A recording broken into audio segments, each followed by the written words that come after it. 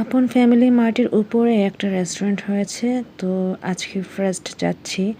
আগে কখনো যাওয়া হয়নি, জাস্ট দেখেছিলাম। তো উপরে উঠলাম, ভাবলাম আজকে দুপুরের খাবারটা এখানে সেরে নিব।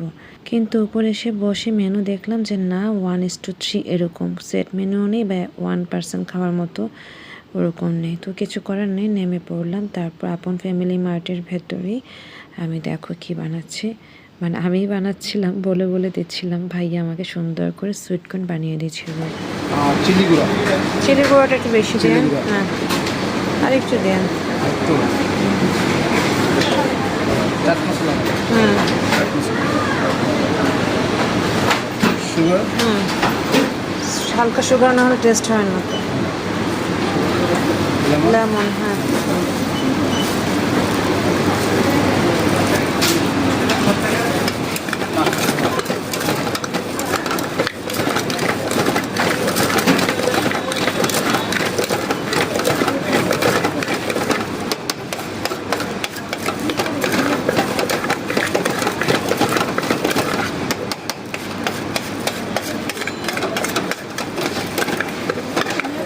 Mayo, mayonnaise. মায়োনিজ দিচ্ছে।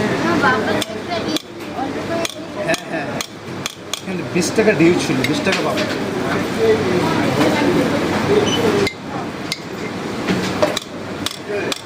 একটু লবণ টেস্ট করাবেন, তারপরে বক্সে দেবেন। Thank you sir, thank you.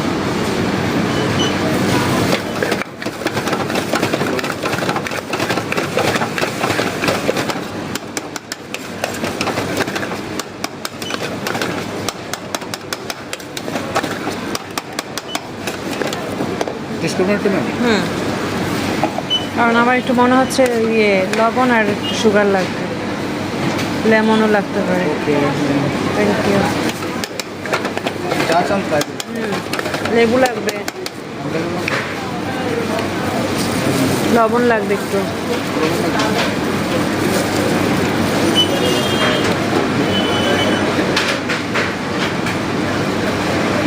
আরও লাগবে। ভালো লাগবে? হুম, ঠিক আছে।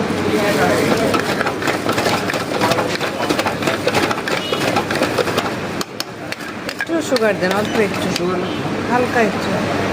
হ্যাঁ,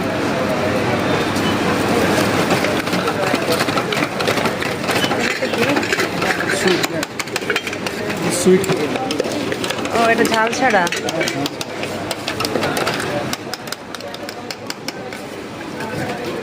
ঠিক আছে।